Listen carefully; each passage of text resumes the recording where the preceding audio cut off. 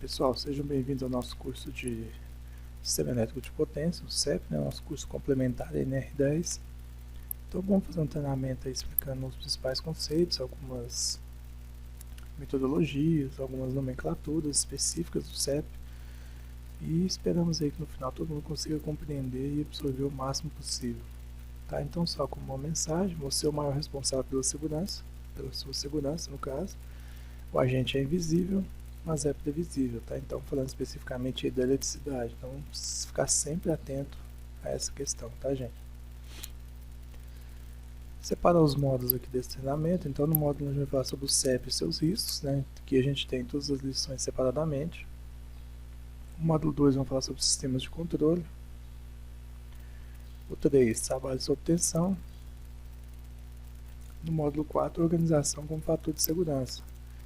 Então, essa é a estrutura do nosso treinamento, então vamos seguir essa estrutura, tá? Então vamos dar início aí ao nosso treinamento aí mais efetivamente. Então falando sobre a geração e produção de energia elétrica, tá, gente? Vamos comentar um pouquinho sobre a origem de tudo aí, o fundamento de tudo que a gente trabalha, né? Aqui a gente comenta que o que leva um condutor de veículo a acelerar vendo uma sinalização, mesmo assim corre risco, né? Então é proibido ultrapassar e mesmo assim a pessoa ainda vai e ultrapassa. Então esse tipo de coisa não é muito aceitável, né? Ou seja, um comportamento aí não muito seguro, né? Um comportamento que leva a algum problema. Então esse comportamento não é o ideal, né? Não leva a pessoa a nada. Então ela vê a placa sinalizando proibido a ultrapassagem, mesmo assim ultrapassa. Ou seja, é um comportamento que não é o indicado, né? Você está colocando a sua vida em risco, que é a vida de muita gente.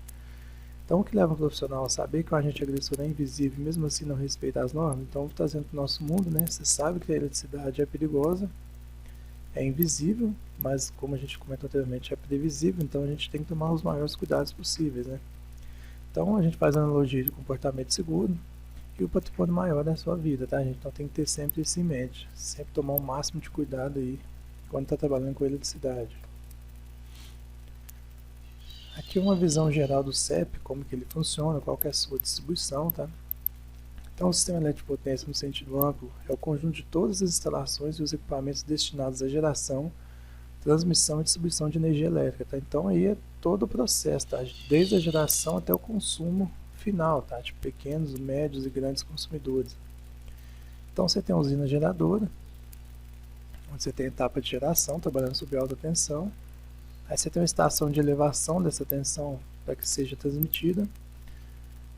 Transmitida essa energia, você tem as subestações aí, as estações rebaixadoras, tá? Já na etapa de distribuição.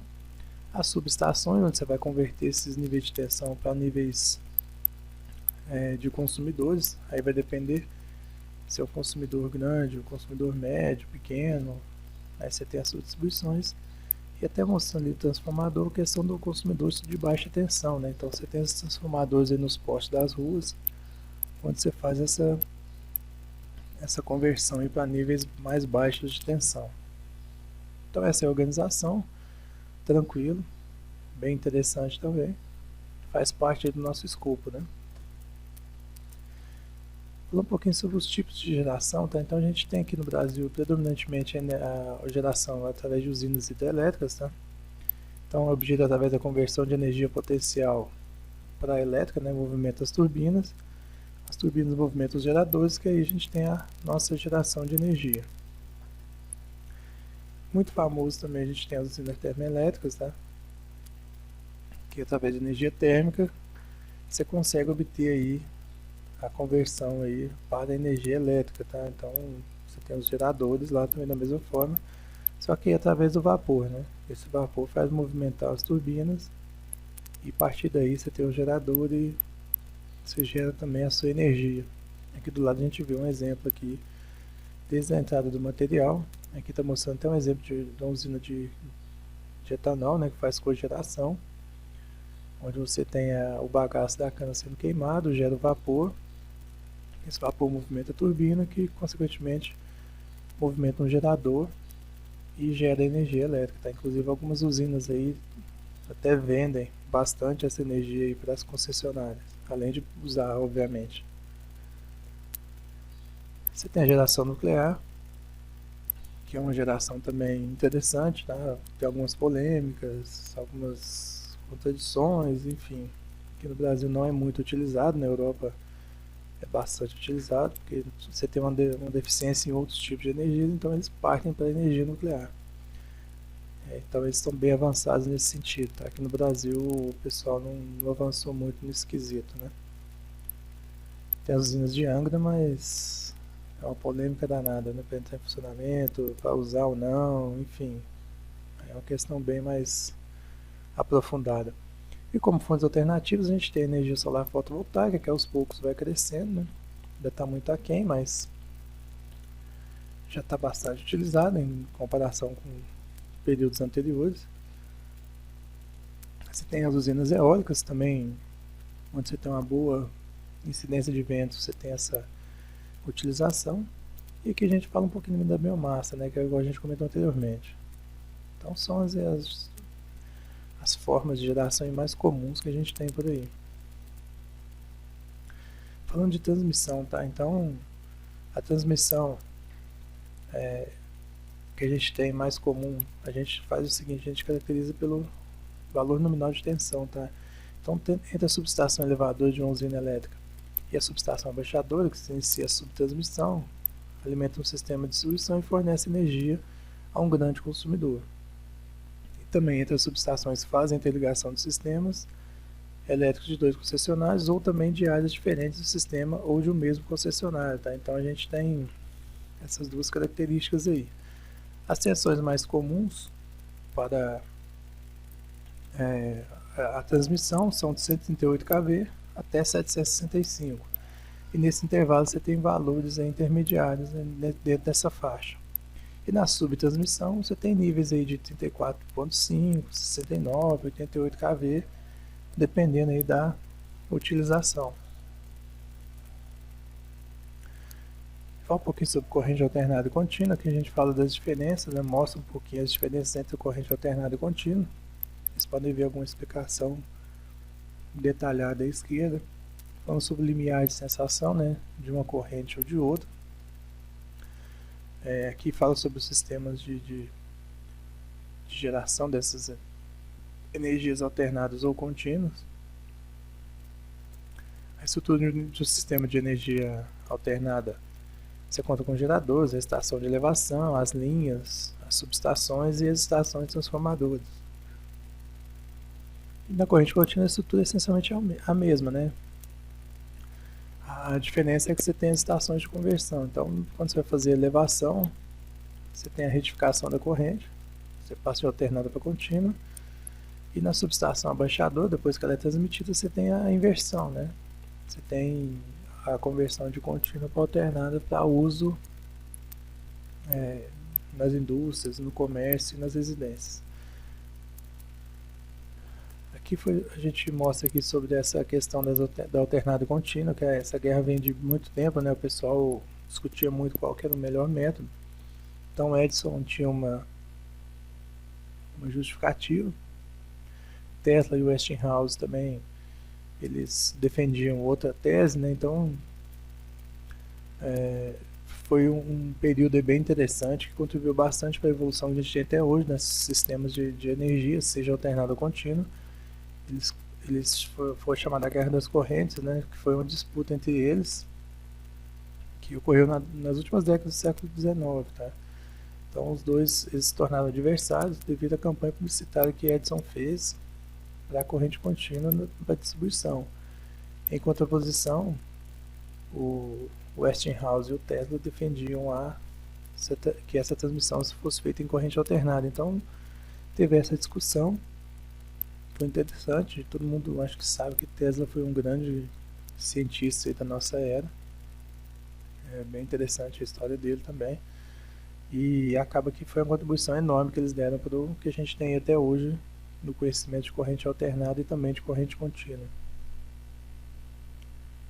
Aqui sobre a subtransmissão a gente tem as faixas de valores, 34.5, 69 e 88. Nas subestações, é a parte de potência concentrada de um dado local, compreendendo primordialmente nas extremidades da linha de transmissão e com respectivos dispositivos de manobra, tá? Então, subestações geralmente são aí nas cidades, um pouco afastadas das cidades, e depois já distribui para toda a cidade ou algum centro industrial, né? Algumas empresas de grande porte também têm a própria subestação dentro da empresa. A gente fala sobre a elevadora, transforma a tensão de saída maior do que a da entrada, obviamente, já vai levar o sinal, e a abaixadora que faz o contrário, né? Pega um valor mais alto e abaixa esse valor. A gente fala sobre os principais componentes do sistema elétrico. Na parte de distribuição, são as redes primárias, secundárias, os ramais de serviço. Os medidores fazem parte do processo, transformadores, capacitores e reguladores de rede. Tá? Consumidores que possuem a carga instalada superior a 75 kW serão atendidos em tensão primária, média ou alta, dependendo da sua demanda. Dentre outros níveis de tensão primária e distribuição, a gente tem de 2,3 até 34,5 kV. E no sistema secundário a gente tem 220, 127, 380, 220 e 230, 150 volts. Então, antes de continuar aqui, a gente dá uma pausa e no próximo vídeo a gente continua falando sobre os aspectos e sobre a operação de sistemas elétricos. Então, falando sobre os aspectos da operação de sistemas elétricos, a gente fala sobre que a frequência é controlada automaticamente nos próprios geradores por meio dos reguladores de velocidade. Esses equipamentos injetam mais ou menos água, vapor ou gás nas turbinas que acionam os geradores dependendo do aumento ou diminuição da demanda. Ou seja, tem uma maior demanda, é feito esse controle para que seja gerada mais energia, obviamente. Diminuiu a demanda, eles vão e diminuem essa velocidade, então consegue se controlar isso porque para não ter um excesso de energia, nem uma falta de energia no sistema, então tudo isso é controlado aí automaticamente. Falando sobre os riscos típicos do CEP, então os principais, né? Proximidade de contatos com partes energizadas, indução eletromagnética, descarga atmosférica, eletricidade estática e o campo elétrico e magnético. Né? Então, a gente vê aqui algumas imagens ao lado que são completamente inimagináveis, né? Mas infelizmente acontece. O pessoal se expõe aí a grandes riscos, né? Com a eletricidade. Então, falando um pouquinho, o trabalho durante o qual o trabalhador pode entrar na zona controlada, ainda que seja com uma parte do seu corpo ou com extensão condutoras, representados por materiais, ferramentas ou equipamentos que estejam manipulando. Então, todas essas partes das instalações elétricas devem ser projetadas e executadas de modo que seja possível prevenir por meios seguros os perigos de choque elétrico e todos os outros tipos de acidentes. Ou seja, quando está fazendo o projeto de instalação, tem que contemplar isso, né? Não, o pessoal vai fazer manutenção, tem que ter o espaço adequado para que sejam feitas manobras e ações dentro do sistema, tá? Então tudo isso tem que ser contemplado aí na etapa de projeto. Instalações elétricas a serem operadas, ajustadas e iluminadas devem ser dispostas de modo a permitir um espaço suficiente, como a gente comentou. As que não são cobertas de materiais isolantes, tem possibilidade de se conservar distâncias que evitem acidentes casuais, contatos casuais, devem ser isoladas por barreiras. Então a gente tem que colocar algum sistema de barreiras aí para que não haja contato.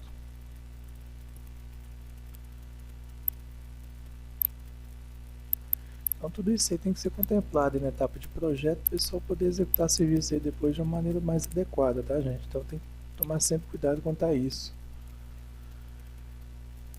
Aqui a gente fala sobre contato direto, ou seja, quando você põe uma parte do seu corpo em contato com a parte viva mesmo da instalação, por exemplo, um fio desencapado, alguma coisa assim. E o indireto é quando você toca, por exemplo, a carcaça de um equipamento. Então, as instalações elétricas, quando a natureza do risco existir e sempre que tecnicamente possível, devem ser providas de proteção complementar por meio de controle à distância, manual e ou automático. De repente, você põe algum sistema que não deixe para a pessoa ultrapassar aquele limite, tá?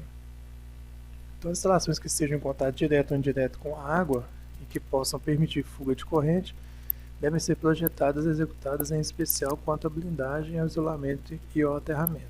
Então tem que tomar esse cuidado aí também. Quando você tem água, por exemplo, um processo de mineração, onde você tem que lavar a área sempre e pode correr o risco de espirrar água, ter alguma coisa assim no equipamento, você tem que tomar cuidado aí quanto à blindagem, o isolamento, principalmente o aterramento desse sistema. Outras medidas de prevenção aí no CEP: respeitar as distâncias de segurança entre as tensões, fase terra, e utilizar corretamente EPIs e EPCs disponíveis. As vestimentas devem ser adequadas às atividades, devendo contemplar a condutibilidade, inflamabilidade e influências eletromagnéticas. E, obviamente, gente, é vedado o uso de adornos, brincos, correntinhas, entre outros. Tá? Então, isso aí é bem claro a todo mundo. Aqui a gente mostra as zonas de risco controladas, os raios, né, de atuação. Então, na zona de risco, em torno da parte condutora não segregada, acessível inclusive acidentalmente, de dimensões estabelecidas de acordo com o nível de tensão na tabela ao lado, cuja aproximação só é permitida a profissionais autorizados e com adoção de técnicas e instrumentos apropriados, ou seja, para adentrar a zona de risco, a pessoa tem que ser autorizada e ainda está utilizando instrumentos apropriados e técnicas também específicas, tá? Já na zona controlada, você pode acessar desde que seja autorizado, tá? Então, a gente vai mostrar posteriormente qual que é a delimitação dessas zonas, tá? Mas aqui a gente vai ver os raios que delimitam. Então, menor que um kV, você tem 20 centímetros de raio e 0,70 para controlado. Aí você vai aumentando o nível de tensão, você vai aumentando essa distância. Aqui a gente consegue mostrar de novo a zona livre, controlada, a zona de risco. E seus respectivos raios. Obviamente aqui não tem valores, mas só para informar como é que funciona. Do ponto energizado, você tem a primeira zona de risco, que é a zona mais perigosa, depois você tem a zona controlada, que também é limitada, e a zona livre.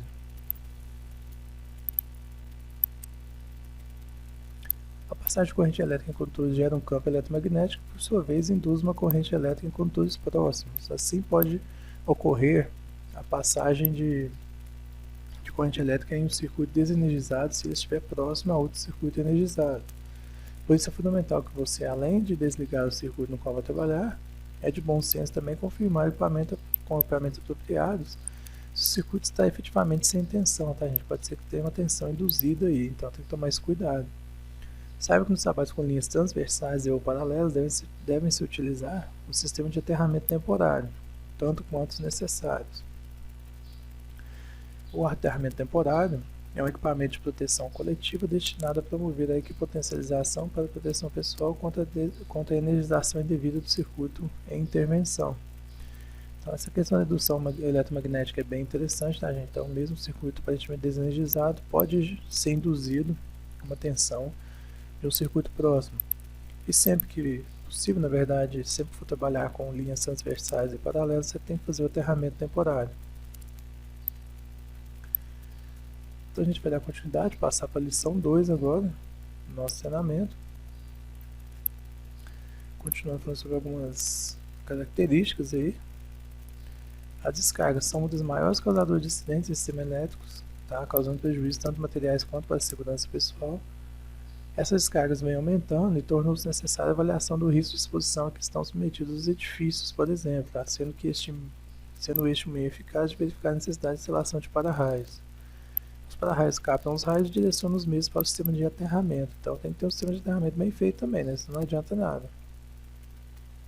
O objetivo dos SPDAs, né, sistemas de proteção contra descargas atmosféricas, o principal objetivo é a segurança pessoal.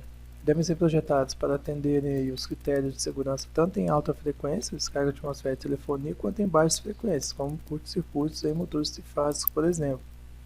Para que o aterramento seja eficaz, é necessário que seja um sistema estável, ou seja, que apresente uma invariabilidade nos valores da resistência de terra. Deve-se levar em consideração também a viabilização do projeto, objetivando o ponto ótimo no que diz respeito à configuração do sistema e ao resultado desejado. Então, atualizar o laudo do SPDA é muito importante. Tem que ser feita uma verificação constante quanto a isso, tá, gente? A eletricidade estática, tá? É uma carga elétrica em repouso. Ela é gerada principalmente por um desbalanceamento de elétrons localizados sobre uma superfície no ar do ambiente.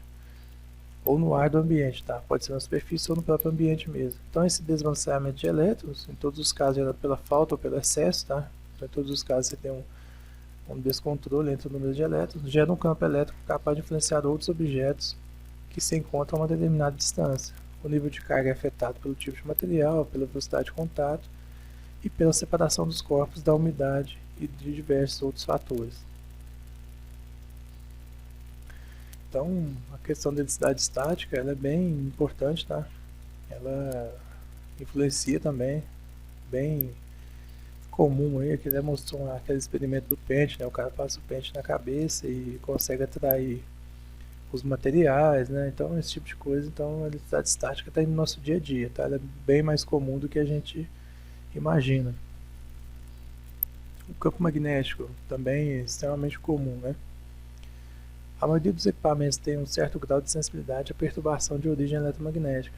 Então, um simples raio que cai perto de uma instalação que tem muitos sensores, transdutores associados a sinal e comando, por causa de mau funcionamento, ou seja, não significa que esse equipamento será danificado, mas será levado a ele uma informação que será codificada, não como um raio que caiu, mas como uma informação que o equipamento tomará e que vai ser errada. Então, a queda do raio influencia até na medição, né? Então, isso pode ser caracterizado aí como uma interferência mesmo.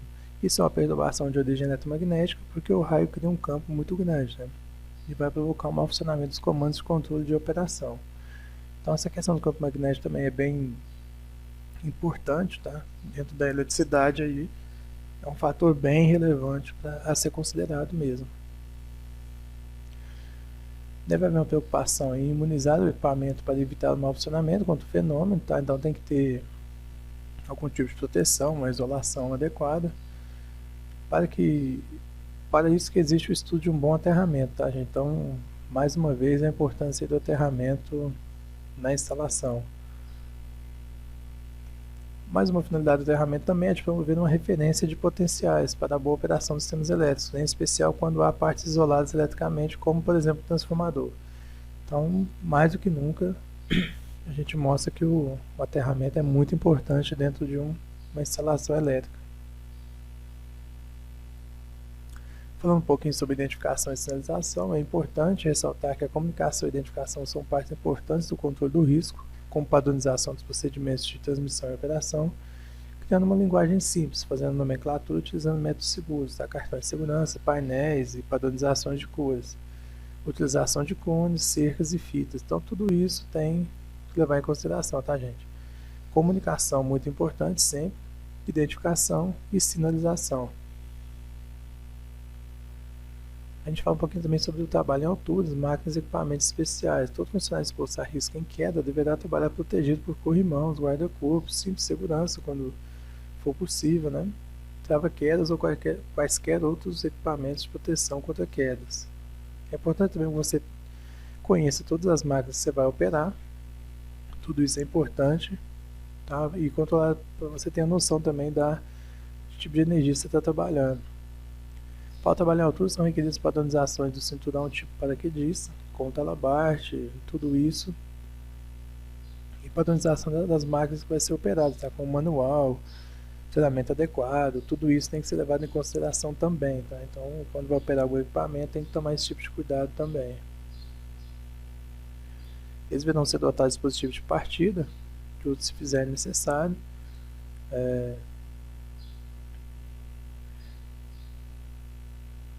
E obviamente quanto à prevenção aí de acionamento acidental, acionamento indevido, tudo isso tem que ser contemplado aí na questão de máquinas e equipamentos. Então tem que evitar, por exemplo, tem que ser localizado de modo que seja acionado ou desligado pelo operador na sua posição de trabalho, ou seja, o próprio operador tem que ter controle sobre isso, para ele poder desligar, operar o equipamento, tá? Então é importante que tenha esse comando junto com o operador. Não se localize em zona perigosa da máquina, por exemplo, não pode estar perto de uma parte girante, por exemplo, de uma ventoinha, alguma coisa assim, que é uma parte perigosa, uma parte muito quente, também é uma superfície, então tem que tomar cuidado quanto a isso. No projeto da máquina tem que contemplar isso, não pode estar exposto. possa ser acionado ou desligado em caso de emergência por outra pessoa que não seja operador. Então, por exemplo, na parte de baixo daquela plataforma elevatória, pode ter um acionamento de emergência ali, para alguém que estiver passando próximo poder atuar de forma a preservar a vida do operador. Não pode ser acionado ou desligado involuntariamente, tá? Então tem que querer desligar mesmo, tem que ter alguma proteção quanto a isso, e não acarrete riscos adicionais. Então tudo isso tem que ser contemplado na questão das máquinas. Regras gerais aqui. Verifique a seguir algumas regras, a gente comenta aqui. O local deverá ser sinalizado por meio de placas indicativas e ser feito um isolamento para prevenir acidentes com transeuntes e com pessoas que estejam trabalhando embaixo. É obrigatório o uso de cinto de segurança para trabalhos em altura superior a 2 metros. O transporte de material deverá ser feito preferencialmente com a utilização de cordas em cestos especiais ou de forma mais adequada. Materiais e ferramentas não podem ser deixados desordenadamente, então tem que ter organização. As ferramentas não podem ser transportadas em bolsos, tá? Porque é perigoso aí uma queda, alguma coisa perfurar a perna da pessoa. Recomenda que todo trabalho todo seja previamente utilizado pelo CERN da empresa, tá? Então tem que atentar quanto a isso, tá? Então o trabalho todo tem algumas características importantes aí a serem contempladas. Aqui mais algumas instruções, a gente pode ver. A gente comenta aqui algumas coisas, analisar atentamente o local de trabalho. Se tiver condição climática inadequada, não executar o serviço, seja vento muito forte, descarga atmosférica, tudo isso. Não andar sobre materiais frágeis, usar o cinto de segurança, não amontoar, guardar coisas sobre o telhado, pode vir a cair, né? A ceder. E outras recomendações de segurança aí adequadas às operações aí em trabalhos em altura. Então, a seguir a gente mostra aqui algumas características da desenergização, o aterramento funcional, equipotencialização, seccionamento automático, dispositivo de corrente de fuga, extra baixa tensão, bloqueios, impedimentos e isolamento de partes vivas. Então no próximo vídeo a gente continua mostrando essa parte.